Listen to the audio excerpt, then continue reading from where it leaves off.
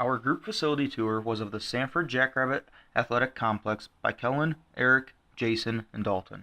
The Sanford Jackrabbit Athletic Complex of South Dakota State University had a ribbon-cutting ceremony on October 11, 2014, as the official opening and completion of the largest indoor practice facility in NCAA Division I athletics. The Sanford Jackrabbit Athletic Complex is also known as the Sjac by most students and local residents. At the time, SDSU was one of only 5 schools to have an indoor track, with others being Akron, Iowa State, Kent State, and Grand Valley State University, but many more schools joining since.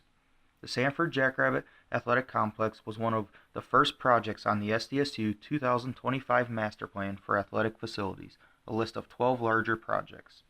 The Sjac was a $32 million private-funded facility that is overseen by the Athletic Facility Department, with Jeff Dreetz in charge of the Sjac and Dykehouse Stadium. It is located at 1447 Jackrabbit Avenue in Brookings, South Dakota. Connected to the indoor facility is the Dykehouse Student Athlete Center, which includes a weight room, athletic trainers facility, strength and conditioning, hydrotherapy, sports medicine space, locker rooms, and on the second floor, observation rooms, football team offices, and team rooms. The Dykehouse Student Athlete Center connects to the Sanford Jackrabbit Athletic Complex, as well as line up to the north end zone of the new Dana J. Dykehouse Stadium, complementing all the facilities very well. Jeff Holm, the Director of Athletic Facilities at SDSU, said that it was important to have the Sanford Jackrabbit Athletic Complex before the stadium because it would help paint a picture and the two facilities would go hand in hand as far as facilities and looks. The Dykehouse Student Athlete Center was completed before the 2010 football season when the field was still the Coughlin Alumni Stadium. The Sjac facility is a 149,284 square foot facility which includes an 8-lane, 300-meter track with designated long jump, triple jump, high jump, pole vault, shot put, and discus areas.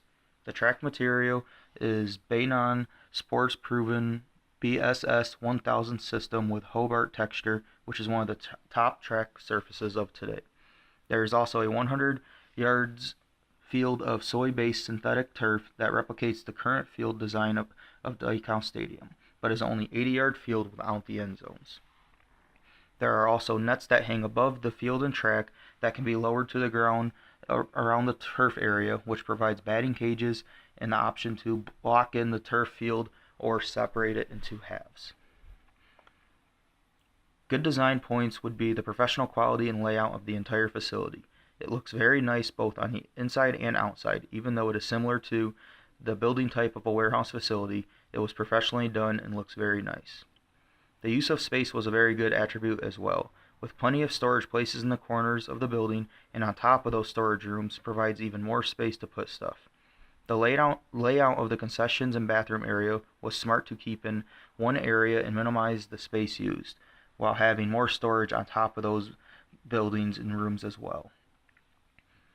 Behind and underneath the bleachers there are also more storage rooms, which is a great idea and allows the facility to be very open but also maximize the space and keep things looking nice.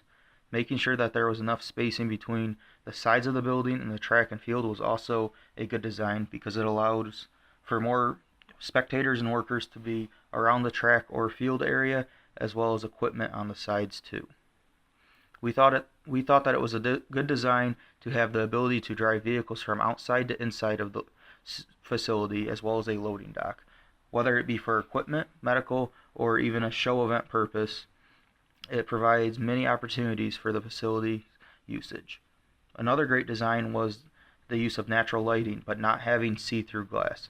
Around nearly the entire facility there is a translucent light glass that provides a large majority of the lighting during the day, which allows for cheaper electricity costs and fewer lights needed. The netting option is a great design as well because it allows not only the track, football, and soccer teams to use the facility, but golf, softball, baseball, and other events or team practices can be held within the facility as well. It allows for the field to be separated, and the facility then can be shared by teams or shared for different events. It was also a great idea to include bleachers, which can seat up to 1,000 people and really gives the opportunity to host events and maximize the usage and opportunities of the facility. The idea to have Daktronics install video screens or video boards is a great idea as well, because it really can bring another aspect and opportunity to the facility. An interesting design point that was brilliant to our group was that at the south end of the building, the roof is higher than the north end of the building, which allows for the water and snow buildup to essentially drain itself and not collect.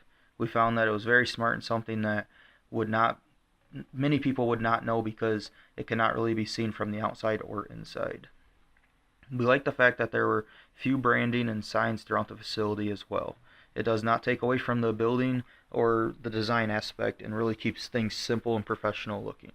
The Larson sign and Sanford name on the outside of the building facing the football stadium does well with a large Jackrabbits logo in between the two, and provides something for all to see on campus and really draw attention, but also complements all the facilities very well.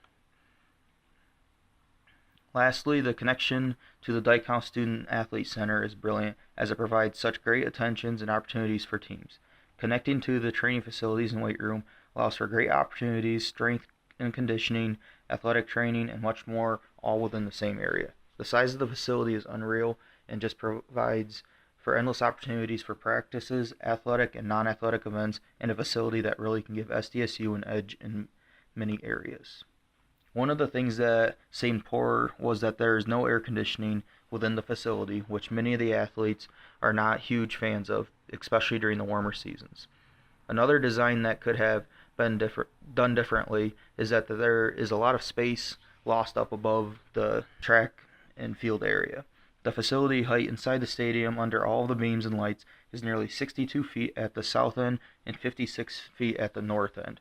We feel that there could be a second level to the facility, or at least a track or something around the outsides of the facility where you could have better views from up above, have more office space, as well as opportunities to rent out rooms or just use that for training purposes. We learned a lot about the facility, especially the little details that can easily be overlooked by an average fan or athlete and really be taken for granted. We realized that the layout was crucial and really goes into the long-term goals and plans, as the facility will be this way and designed that way for a long term. So having the storage options, the restrooms, concessions, and equipment opportunity really is important for the long-term view.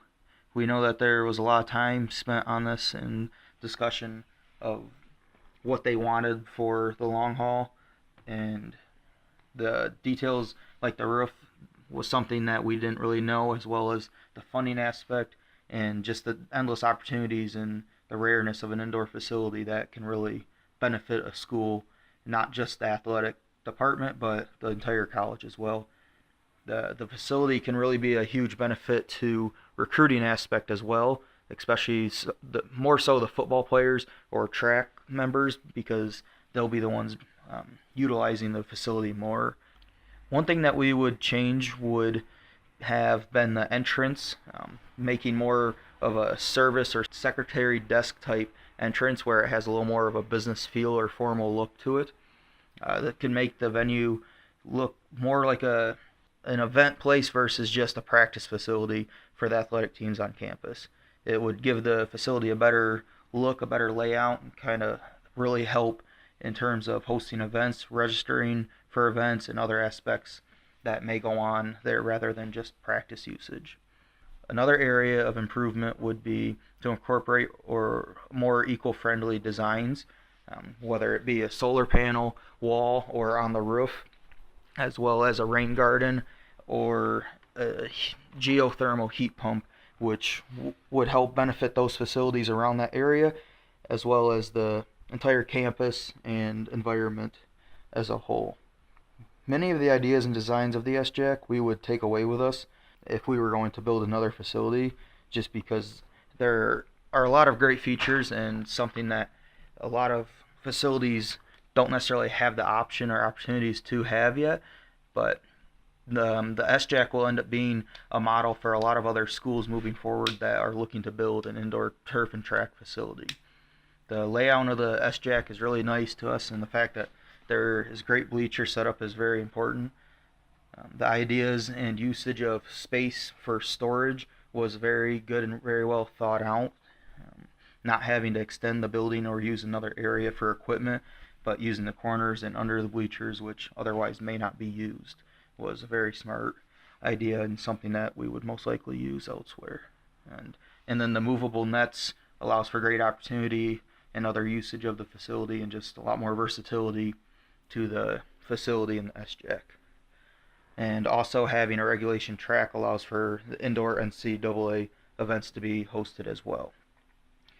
But the one area that we would most likely take away with us for another facility would be the fact that it's connected to another building, or even if you were to extend onto the SJAC and make it so you have a weight room, you have your training facilities, hydrotherapy, rehabilitation areas, all within the same area is a great concept. At GVSU, their turf building is in between their football field and their main building where they play basketball, have their weight rooms, pool, athletic offices, and training, etc. So their turf building is not connected to another facility and it does not have a weight room, not many training areas, or the other great amenities that the Dyke House Student Athlete Center provides the SJAC with. It really just is a huge advantage for SDSU to have everything in one spot, all connected to the SJAC in the football field right there, and allows for a lot more opportunities for and easier coaching opportunities and better training purposes for the student athletes. So this facility is really a huge hit and was done very, very well, and something that you'll see being done and replicated at other schools throughout the nation.